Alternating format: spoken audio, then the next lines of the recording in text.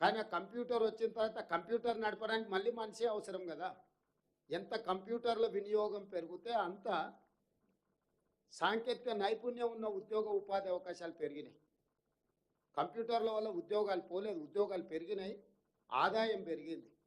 ఈరోజు ప్రపంచం మన వైపు చూస్తుంది. ఎవరో కొత్త కంపెనీ ప్రారంభించుకోవాలంటే భారతదేశం నుంచి సాంకేతిక నైపుణ్యాన్ని, హ్యూమన్ రిసోర్స్ని ఇంపోర్ట్ చేసుకోవాలని ఇతర దేశాలు ఆలోచన చేస్తుంది.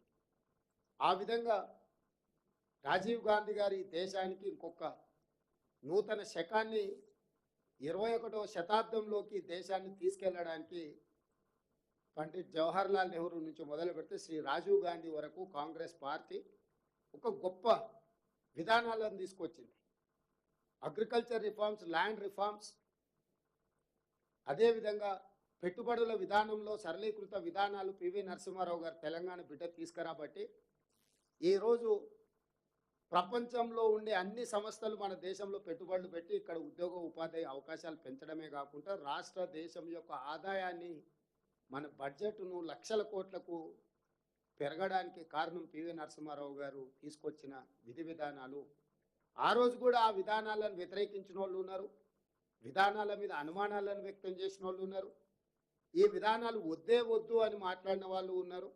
వాళ్ళ యొక్క అవగాహన, వాళ్ళ యొక్క పార్టీ విధానాలతో వాళ్ళు ఆ విధంగా మాట్లాడారు. కానీ ఈరోజు ఆ ముగ్గురు ప్రధానమంత్రులు, ప్రధానంగా పండిట్ జవహర్లాల్ నెహ్రూ గారు, శ్రీ రాజీవ్ గాంధీ గారు, పివి నరసింహారావు గారు ఈ దేశంలో ప్రవేశపెట్టిన పాలసీలన్నీ కూడా ఈ దేశము ప్రపంచంతో పోటీ పడే విధంగా బలమైన దేశంగా మారడానికి ఉపయోగపడింది.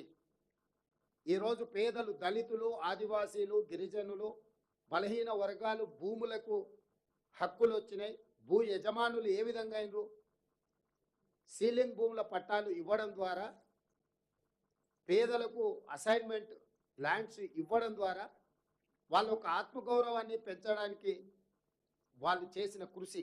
ఆ రోజు జాగీర్దారులు, జమీందారులు, భూస్వాములు 100% వ్యతిరేకించారు పివి నరసింహారావు గారు తీసుకొచ్చిన అగ్రికల్చర్ సీలింగ్ యాక్ట్ కానీ, అసైన్మెంట్ పట్టాలు ఇచ్చినప్పుడు ఈ భూస్వాములు అందరూ వ్యతిరేకించారు.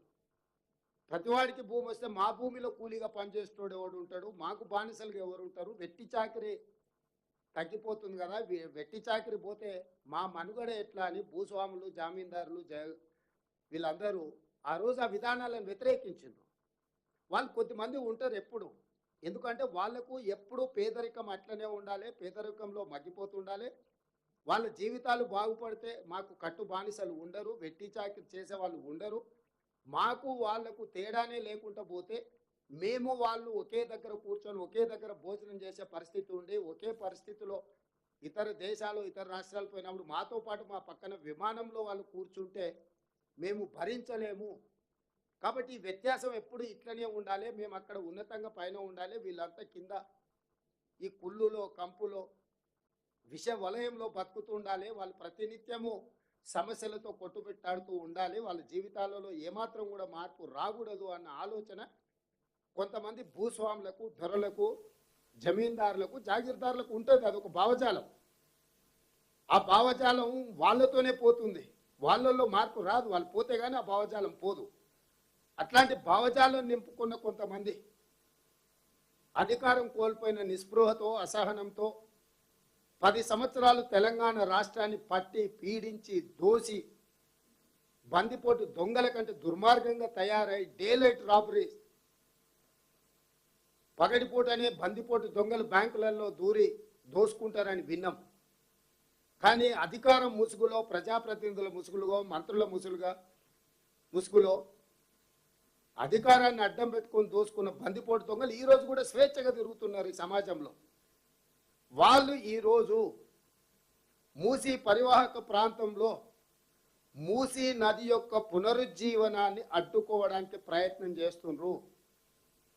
దానికి బ్యూటిఫికేషన్ అని ఒక కాస్మెటిక్ డైలాగ్ యాడ్ చేసిండ్రు. మేము అందాల కోసం పనిచేస్తలేము, అందాల భామలతో కలిసి పనిచేయడం లేదు. మీకు అట్లాంటి ఆలోచన ఉందేమో, అట్లాంటి విధానాలు మీ దగ్గర ఉన్నాయేమో నాకు తెలియదు. ప్రజలందరికీ తెలుసు ఏ విషయం అనేది.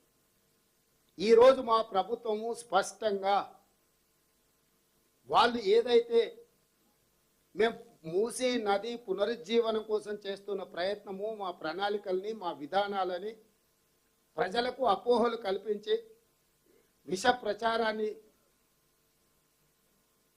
లేదా కొత్త బిచ్చగాడికి పొద్దుగూరు తిరగడు అని సామెత చాలా నానుడు పాతది, నేను చెప్పినా మీకేం పెద్దగా నచ్చకపోవచ్చు. కాకపోతే ఆయనకి ఏదో యూట్యూబ్లు కొన్ని పెట్టాలి, సోషల్ మీడియాలో కొంత విష ప్రచారం చేస్తే ఆటోమేటిక్గా అధికారం వస్తుందని వాడు చెప్పిండండి.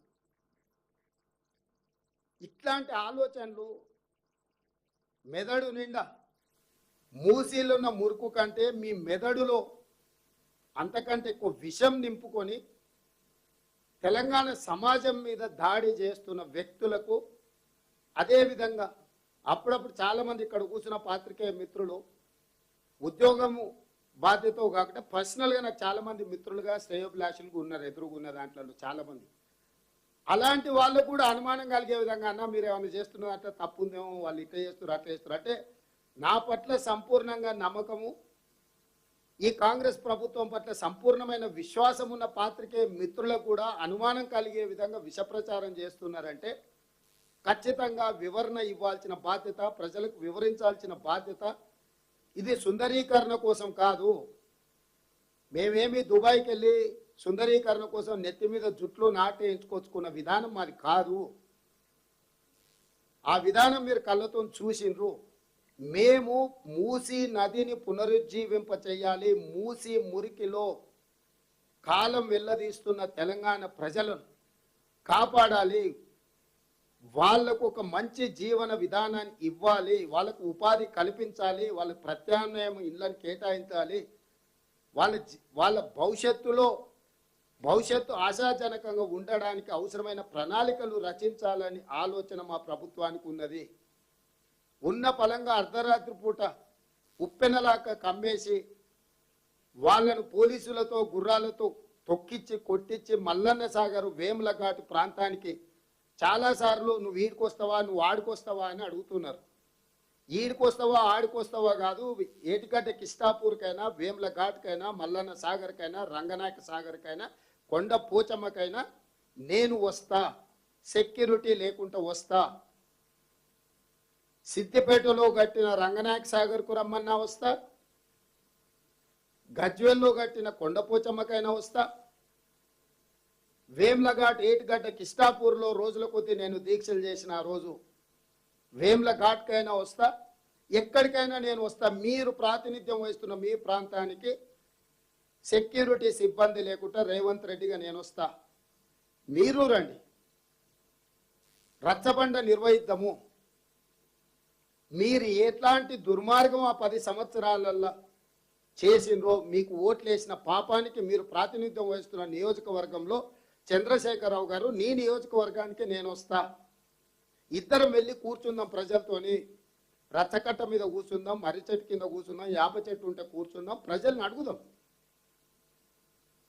గతంలో మీరేం చేసిండ్రు, భవిష్యత్తులో మేము ఏం చేయబోతున్నాం ప్రజలతో చర్చిద్దాం. నాకు ఎలాంటి అభ్యంతరం లేదు, ఎందుకంటే ఈ ప్రజలు ఇచ్చిన బాధ్యత ఇది. ఈ ప్రజలు ఇచ్చిన బాధ్యతతోటి కొన్ని మంచి పనులు చేయడం ద్వారా ఈ మంచి పనులు 100 ఏళ్ళైనా 1000 ఏళ్ళైనా ఈ నగరం ఉన్నంత కాలం శాశ్వతంగా ఉండాలన్న బలమైన ఆకాంక్షతోని ఈరోజు మా ప్రభుత్వము మూసీ పునరుజ్జీవన కార్యక్రమానికి బాధ్యత తీసుకున్నది. ఇది మూసీ సుందరీకరణ కాదు. కొంతమంది వ్యక్తులు నెత్తి మీద దుబాయ్ పోయి